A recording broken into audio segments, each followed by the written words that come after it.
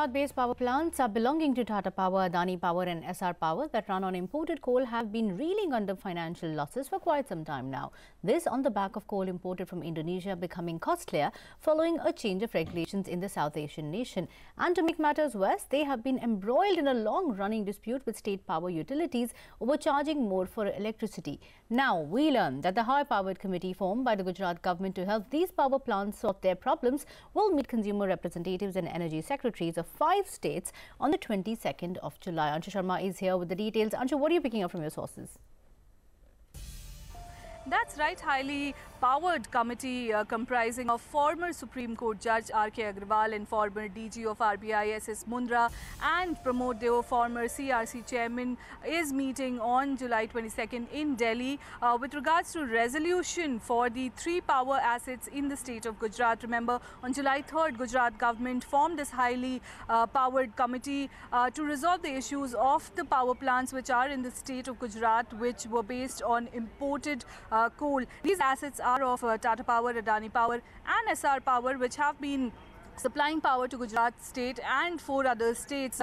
These assets were supplying power between 2 rupees 30 paise to 3 rupees per unit to at least 5 states, which comprises of Maharashtra, Gujarat, Haryana, Punjab and Rajasthan.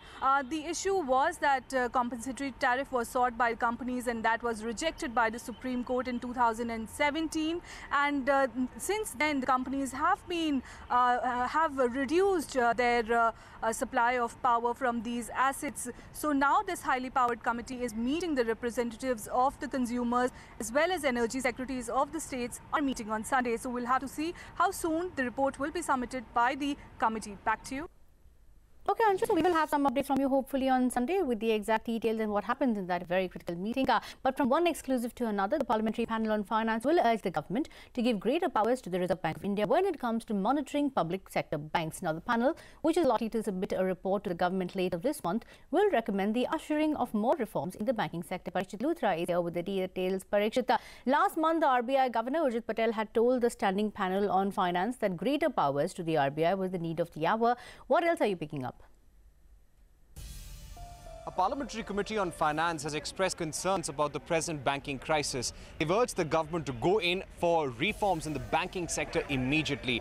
We are told by our sources in the Parliamentary Standing Committee on Finance, which has been looking at holding hearings on the banking crisis, bank frauds, the NPA crisis, that very soon, by the end of this session, they could have a report tabled in Parliament on what's going wrong and recommendations to the government. And in that, there would be concerns about the arrests of bankers that have been taking place. Over the last 1.5 years, we've seen senior management of various banks, public sector banks, private banks being arrested. And this, the parliamentary panel feels, is going to impact the decision-making ability of various banks. In fact, a top source who is a member of such a committee told CNBC TV18 that you cannot penalize a person for an error of judgment in a commercial decision unless and until a mala fide is actually proven. So those are very, very strong words because they feel that these arrests by CBI, by the Enforcement Directorate, raids by the IT department, questioning by the Vigilance Department is really putting a lot of fear in bankers across the country.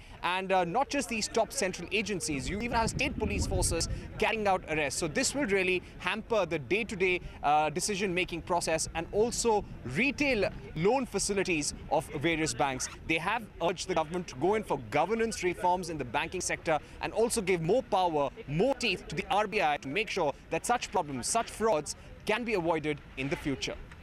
Okay, Parikshit, thanks for joining in with that. But with that, it's our time to wrap up this edition of After the Bell. Many thanks for watching the show. Taking Stock is coming up next.